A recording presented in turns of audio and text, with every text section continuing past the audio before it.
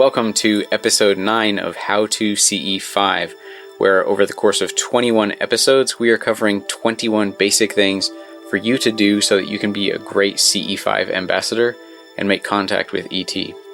I'm Andre Cardoso, and today we'll be talking about making contact in dreams. So I've heard it said that the most common way of making contact with ETs is in the dream state. This is because in the dream state, our consciousness, our individual consciousness, is in a more removed place from physical reality, and we're able to kind of pierce the veil of physical reality and go into and access different realms of consciousness that may connect us to other places, other times. So in this episode, I'll follow a little numbered format. First, I'm going to go over just some basic groundworks of dreaming and dreams for us to work with. Second, I'll be talking about how to initiate contact in dream time. Third, I'll be talking about what kind of contact you might expect in the dream state.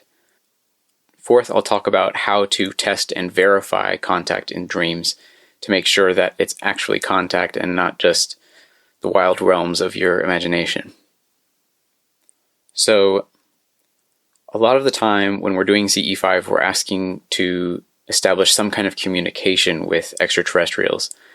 And sometimes it can be unclear what is being communicated, or there are certain things that happen out in the field that can be confusing or we don't understand. And in these cases, a lot of the times, we're able to access different layers of understanding by utilizing the tool of the dream state, which we all have the potential to enter every night. The dream state is an important realm for us as conscious beings, and dreams have a huge role in nearly all spiritual and religious histories. For our purposes, I would like to draw attention to the idea that we can have 3 different types of dreams. And then after that, we'll focus on 2 of those different kinds of dreams that we can work with within CE5. The first kind of dream is true vision. And what I mean by true vision is that what is being dreamed is actually related to real events in the real world that may or may not have happened yet, but provide some kind of vision and clarity on that event or people or place. So a true vision dream is basically kind of like a remote view or a remote sensing of actual events. A true vision dream can also be etheric or astral travel.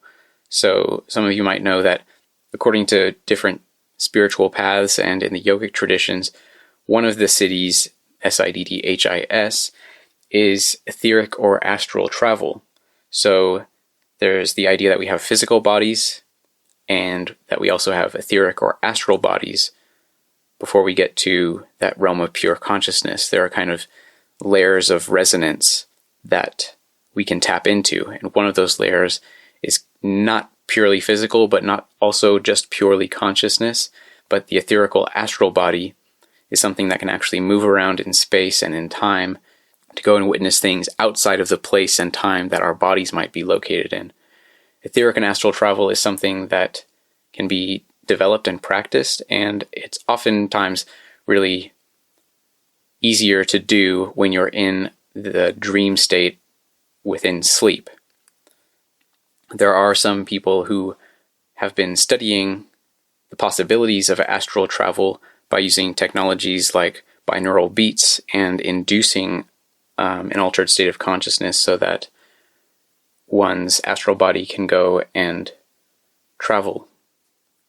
But for our purposes, we'll just focus on the possibility of using etheric or astral travel within our dream time so we can establish and continue contact with extraterrestrials. The second type of dreams is dreams which require interpreting. So this may be familiar to you. There's the idea of dream interpretation, or learning from dreams that may have some kind of symbolic significance or substance to them. This may also be useful in CE5. The third type of dream is confused dreams or delusional dreams, and these dreams are a result of our environment and our habits of thought and physicality during the waking state. So if you are stressed a lot during the day and you're stressed a lot while you're driving, you may have dreams at night of you being stressed while you're driving, or these kinds of things. Okay, so those are the three types of dreams. There's one which is true vision, where you're able to actually remote sense or travel astrally. There's the second type of dream, which is dreams which need interpretation to understand. And then there's the third type of dreams, which are just results of our physical habituation and don't actually have any significance to offer us, apart from the fact that maybe we're processing something that needs to get processed during sleep while we're having these confused dreams. So in CE5, we can make use of the first kind of dream, which is true vision, and the second type of dream, which is one that would require some kind of interpretation to understand through the use of allegory or symbols. All right, so how do we initiate contact in dream time? We've gone over a little bit of how we can establish contact during our waking state, in which we go into a meditation and then go through coherent thought sequencing to connect to extraterrestrials, bring them to us to interact with us in whatever way is safe and reasonable for us and for them to do so. In dreams, it's slightly different, but it's also related to consciousness and our measured intention for making contact.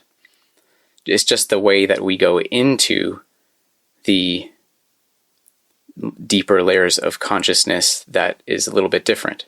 So instead of going in by using a meditation, you'll actually allow yourself to completely fall asleep, and then from that place be open to interacting with and connecting with extraterrestrials.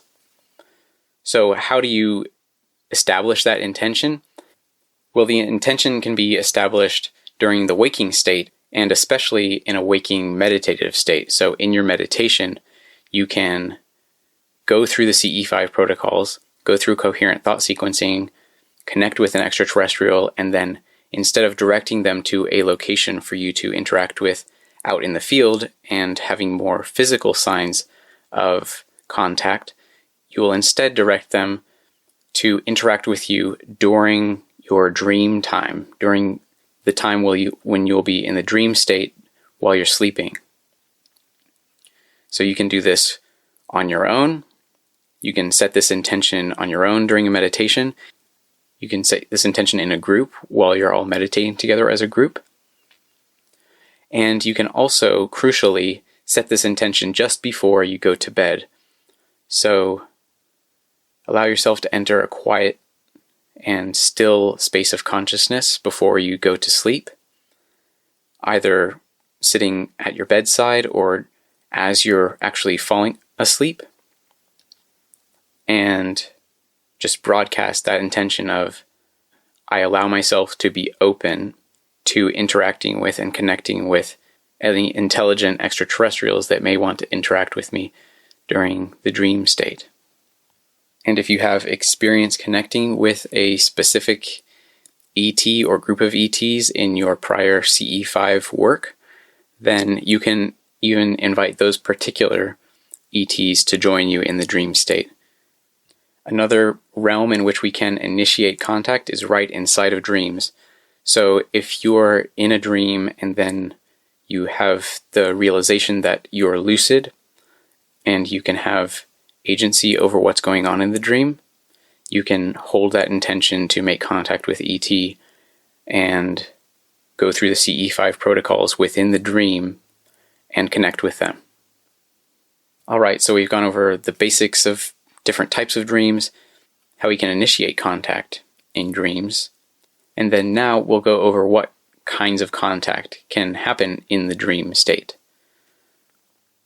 So in dreams, there's actually the potential for deeper connections to be made with ETs during CE5. So some things that can't be done or are more difficult to do while you're in the waking state or with a group of people are more easy to do in dreams.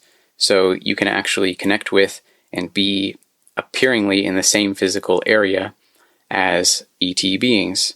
You'll be able to see them, be able to communicate with them.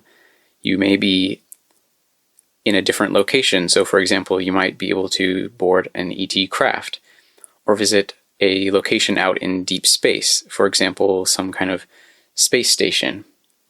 You can even travel to other planets during your dreams and be with extraterrestrials on their own worlds and interact with them. And apart from that kind of etheric or astral travel that could happen within dreams, there's also the possibility, like I said, of remotely sensing actual events. So in the dream, you could be remotely viewing what just transpired earlier in the evening or at an earlier date that you had done CE5 fieldwork, and you might be able to see it from a different point of view and learn some things about one of the craft that you saw or something that was going on energetically within the group. You may be able to have a clearer vision of what was going on. And this can happen by looking back in the past at a CE5 event. You can look forward to a CE5 event that's going to happen in the future so that you can actually have some ability to sense what might be possible at a future CE5 event. When you're looking into the future, it's more helpful not to think of this as actually being able to predict the future, but really getting a glimpse of a possible future. And then once that possible future actually comes into fruition, you will be able to confirm that, yes, that dream was tied to that manifesting of what actually was able to happen. And so another kind of way that contact might manifest in a dream is that second kind of dream, which is a dream which requires interpretation. Now, I won't go into this too much because dreams of this type can go in all different kinds of directions and present themselves as allegories or as symbols. So I would just be open to the possibility of that kind of dream and look for ways to interpret them in a way which feels meaningful and true to you. And that leads me to my last point, which is how we test and verify contact, which may occur in the dream state.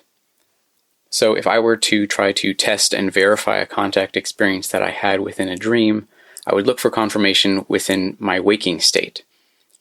So if this was a true vision type of dream where I'm basically remote viewing an event that is happening during CE5 fieldwork, this can be quite simple to confirm by being present at that time that the CE5 fieldwork is happening and being able to look for some kind of confirmation. Either, say, you had a dream where a craft appeared with a bright yellow color in the northeast of the sky and flashed 5 times.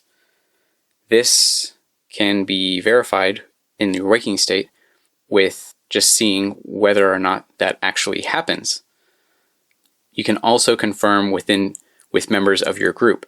So maybe you had a remote view where your astral body was in a place where you were seeing and communicating with an extraterrestrial being that looked a certain way or was at a certain location.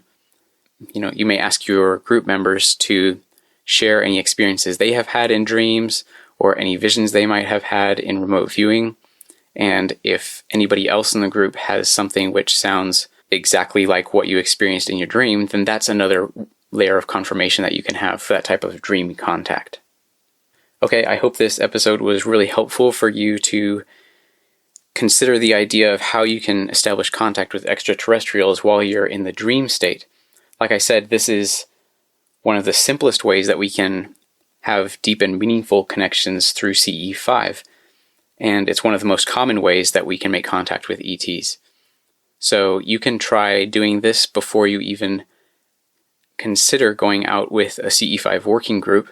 And you can also do this in conjunction when you are working with an established CE5 working group. For a little summary of this topic and more topics related to CE5, listen to other episodes in this podcast, Ambassadors of Hope. Besides this series of How to CE5, I also have done some interviews with people who've gone out and actually made contact using the CE5 protocols. You can also go to the website ce5podcast.com, where I've got a PDF resource that's available to you for free that'll go over some of these basics and help get you the confidence to go out and make successful CE5 contact. Thanks for listening, and I'll see you on the next episode.